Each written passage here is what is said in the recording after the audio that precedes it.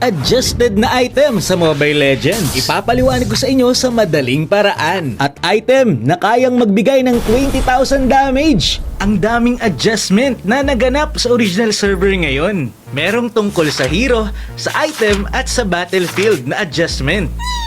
Ngayong araw, unahin muna natin yung sa item. Umpisahan natin sa Sky Piercer. Alam natin na sa ultimate ni Martis kapag may marka ang kalaban, sure na matitake-down mo ito kapag ginamitan mo ng ultimate. Ang normal na damage ng ultimate ni Martis ay 1,328. So ganun dapat kaliit ang buhay niya para ma-takedown mo. Pero dahil meron kang Sky Piercer, kahit ang HP ng kalaban ay 2,000 pa at wala pang marka ang kalaban, pag inultihan mo, matitakedown mo na ito. Dahil kapag meron kang Sky Piercer, i-execute nito ang kalaban na inaatake mo kapag ang HP nila ay less than 6% na lamang. At tuwing makaka-takedown ka ng kalaban, madadagdagan ang iyong stack ng 10.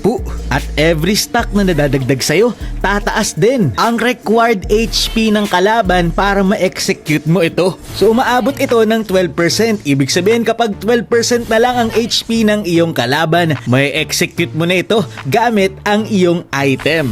Kusa din itong na-activate. Pero kapag ikaw ay na-takedown, mababawasan ng 30% ang stack ng iyong Sky Piercer. Tignan nyo yung stack ko, naging 42 na lang. Pero laging tandaan, kapag gamit mo si Martis at naka-Sky Piercer ka at naultihan mo ang kalaban, tapos ang naka-takedown sa kanya ay Sky Piercer, hindi magre-reset ang ultimate mo. So basically maganda ang item na ito sa mga assassin or dun sa mga burst type na hero. Para sure kill talaga, ang item na ito nga pala ay adaptive attack. Ibig sabihin pwedeng gumana sa mga magic damage at physical damage. Mapa skill or basic attack, mapapagana mo ang item na ito. Tignan nyo dito, basic attack lang ni Hanabi pero gumana at wala rin itong cooldown. Move naman tayo sa Malefic Gun. Ito, basically item ito ni Layla. Para lang itong first skill ni Layla na kapag hindi tumama, hindi lalayo ang range ng iyong basic attack. Pero kapag tumama naman ang iyong skill 1, lalayo ang range ng iyong basic attack. Ganun din nag-work ang bagong item na ito na pwede mong gamitin sa mga physical heroes. Imagine, pagsasamahin natin yung Malefic Gun at yung skill 1 ni Layla, sobrang layo na talaga ng range, grabe. Tignan nyo naman ang diferensya. Pero yun nga, kailangan mapatamaan mo muna ng skill ang kalaban para lumayo ang iyong range. So pwede mong gamitin ito sa mga marksman kung gusto mong mas lumayo ang range mo. 3 segundo lang ito gumagana at may 6 seconds cooldown. Kapag nag-basic attack ka rin, magkakaroon ka ng 10% movement speed for 1 second. Ganito ang itsura kapag naka-Malefic Gun si Freya. Nadagdagan ng 15% ang range. Move naman tayo sa pangatlong bagong item, ang Wishing Lantern. Madali lang din ito intindihin. Every 800 magic damage na magagawa mo sa kalaban, may lalabas na paro-paro sa'yo mula doon sa item mo. Magdidil ito ng 10% na magic damage na nakabase sa current HP ng kalaban. Gumagana ito sa mga continuous damage kagaya ni Chang'e, Gord. Ayan, tinan nyo, umaatake yung item at kahit burst damage ka, gagana rin ang bagong item na ito. Move naman tayo sa mga na-rework at na-adjust na item. Simulan na natin dito sa Winter Crown, yung dating Winter Truncheon na napakaangas. Imagine, pwede mo nang gamitin ito habang nagka-cast ka ng skill. Papasukin ka na talaga sa tore habang naka-ultimate basta naka-Winter Crown. Ganon din si Franco, pag pumasok sa Clash, kakagat tapos Winter Crown. Gumagana ito sa halos lahat na hero, kagaya ni Odette, ultimate tapos Winter Crown lang. Napakadaya naman ito. Pwede rin kay Badang, kay Claude, at kay Johnson. Makakakita na tayo ng nagyayelo na kotse. Hindi ka matatarget pero kapag ikaw ay nabangga, sasabog pa rin ang kotse mo at magdidil ng damage. Ganon din ang mangyayari kapag tumama ka sa pader. Pero hindi sa lahat ng hero gumagana ito, kagaya dito kay Yuzhong. O Yuzhong talaga yun ha. At ang item na ito ay gumagana na sa lahat kahit ikaw ay physical or magic, kasi ito ay adaptive attack na rin. Makakapag-ultimate na ng payapa itong si Gord. Ang problema, hindi niya magagalaw ang ulti niya. Next natin, isa sa mga paborito ko, ay ang Queen Swing na na-rework. Napakaangas na nito guys dahil kapag below 40% na lang ang iyong HP, marereduce ang cooldown ng skill mo ng 2 segundo. Ayan, papakita ko sa inyo. Kalid ang gamit ko dito, naging 10 seconds na lang ang cooldown ng skill ko dahil gumana yung Queen Swing. Ang laking tulong nito kasi imagine, nasa clash ka, nagamit mo na lahat ng skill mo. Pero gumana yung Queen Swing, kaya possible ka pang maka-out. At ang pinaka-OP naman na item na na-rework ay etong Thunderbelt. Pakinggan nyo ito ng mabuti. Every 4 seconds, ang basic attack mo ay magdideal ng true damage. May slow din ng kalaban ng 99% for 1 second. At hindi lang yun. Dahil tuwing napapagana mo ang passive ng Thunderbelt, madadagdagan ang iyong stock dito. Depende kung ilan ang tatamaan ng iyong enhanced basic attack. At umaabot ang stock ng 9,999. Grabe! Ang OP ng stock nito dahil kada stock mo madadagdagan ka ng physical at magic defense. Tapos makocompute ito. Sasamahin ang total physical at magic defense plus 50 at yon ang magiging damage ng iyong enhanced basic attack na true damage. Tapos magbibuild pa ako ng defense item. Kaya yung damage ko ay umaabot ng 21,000 true damage. Makaka one hit ka na talaga. Tignan mo naman yung damage nito sa Elemental Lord kapag naka full stack. Nasa 4 hits na lang kahit yung maximum HP at kunat ng Lord. Grabe.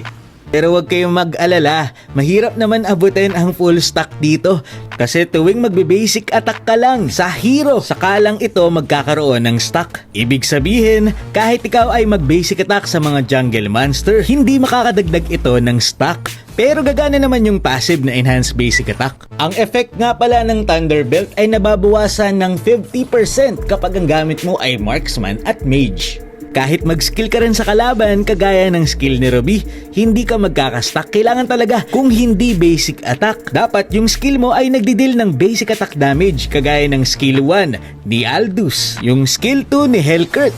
Naka-base yan sa basic attack damage.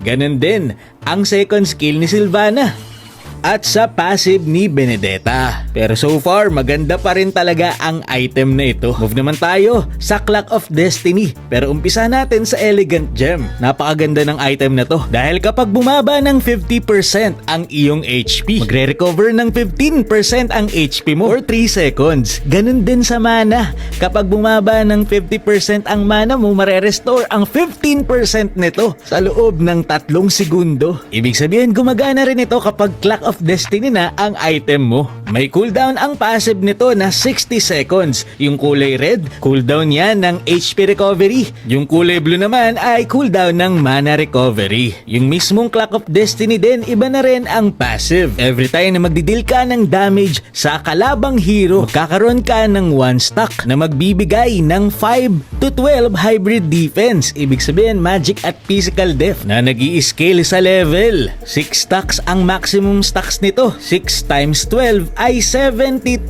na physical at magic defense sa late game. Solid. Ang War Axe at Bloodlust Axe naman ay pinagsama na. Kung mapapansin nyo dito, walang spell bump etong si Jawhead. Pero pag nag-build ka ng War Axe, magkakaroon ka na rin ng spell bump. Kapag din naabot mo ang max stack ng War Axe na 6. Ang Glowing Wand at Necklace of Durance ay pinagsama rin. Ibig sabihin kapag nag-deal ka ng magic damage sa kalaban, magkakaroon nito ng anti-heal at burn effect. Mas pinamahal nga lang ang presyo nito, pero sulit na ngayon kasi parang nag-build ka ng 2 item sa isang item lamang. Dito naman tayo sa Fleeting Time for All. Hindi lang icon ng Fleeting Time ang nabago. Dahil kung dati magic ang naibibigay nito na attributes, ngayon ay adaptive attack na. Kaya kahit ano ka pa pwede mong gamitin. Meron din itong 15% cooldown reduction at additional HP. Kaya pasok pa rin sa mga tank. Ang Twilight Armor naman ay na-rework, wala na itong cooldown. So every time nalalagpas ng 800 ang damage mo sa kalaban na naka-Twilight Armor, mare-reduce sa damage mo na susobra sa 800 ng 0.4% of max HP. Enemy damage lamang ito, hindi gumagana sa damage ng Tore. In short, mas malakas ang damage reduction ng Twilight Armor kapag mataas ang HP mo.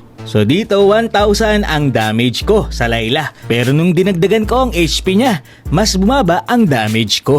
Ang Flask of the Oasis naman ay na-nerf. Kung dati kapag hinil mo ang kakampi mo, within 5 seconds kapag nalow ang HP niya, gagana agad ang passive ng Flask of the Oasis. Pero ngayon dapat 3 seconds after mong mahil, saka maging low health ang kakampi mo para gumana ang passive ng Flask. Yung Berserker's Fury naman pinamura, samantalang ang Windtalker naman ay dinagdagan ng plus 20 physical attack. Ang duration naman ng Concentrated Energy ay nadagdagan from 3 seconds to 5 seconds. Kaya mas madali mo nang mafu-full stack ang Concentrated Energy. May bago ding item na Expert Glove. Kasama ito sa build path ng iba pang mga item. Na bago din ang animation ng mga item kagaya ng Endless Battle. Ito na yung itsura, napakaangas. Ito naman ang itsura ng sa Blade of Heptasis. Ganito naman ang itsura kapag gumagana ang passive ng Queen's Wing. Ganito naman yung sa Rose Gold. At yung sa Lightning Truncheon talagang meron ng kidlat. Okay to, mas accurate na. Yun lamang para sa ating item update. Bukas sa Hero naman tayo. Abangan. Maraming salamat sa panonood and to God be the glory.